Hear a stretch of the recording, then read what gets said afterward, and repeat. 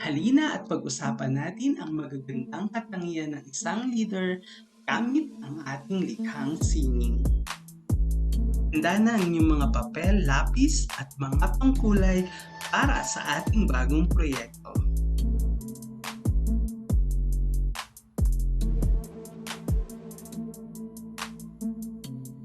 Ang unang gagawin ay mag-drawing o gumawa ng sketch ng isang tao.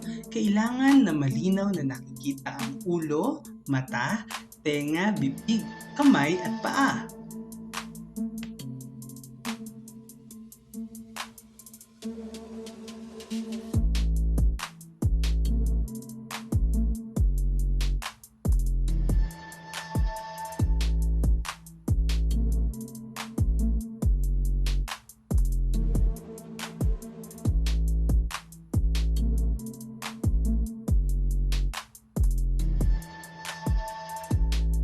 Pagkatapos, tayo ay magdodrawing ng hugis puso sa kanyang dibdib.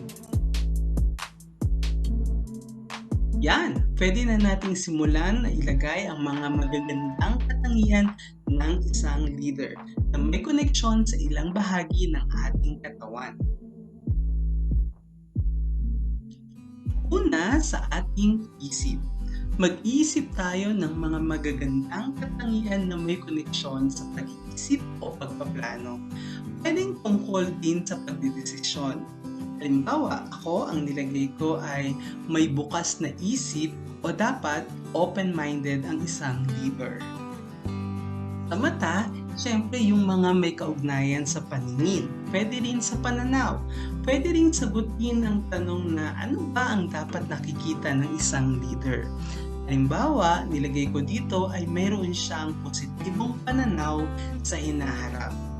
O, isip pa tayo ng iba. O kaya, dagdagan natin kung naisip ko. Tenga naman mag-isip ng katangian na may koneksyon sa pakikinig sa kapwa. Ang nilagay ko dito ay nakikinig sa mga suhestyon ng kanyang mga kasama. Ano pa kaya?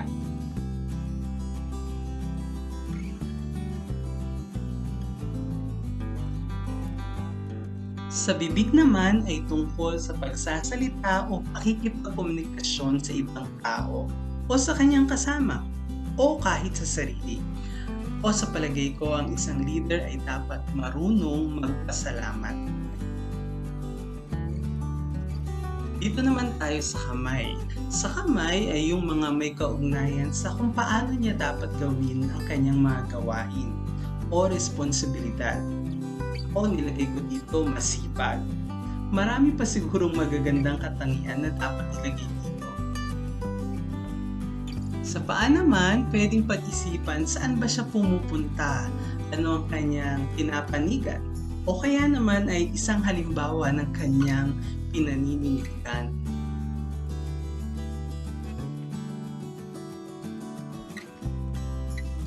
Siyempre, sa puso ay maglagay tayo ng iba pang magagandang katangian ng isang leader. Halimbawa, pagiging mapagmahal sa kapwa. O, isip pa kayo ng iba. Pag natapos na natin ilagay ang mga magagandang katangian ng isang leader, ay pwede na nating kulayan at lagyan ng disenyo ang ating proyekto.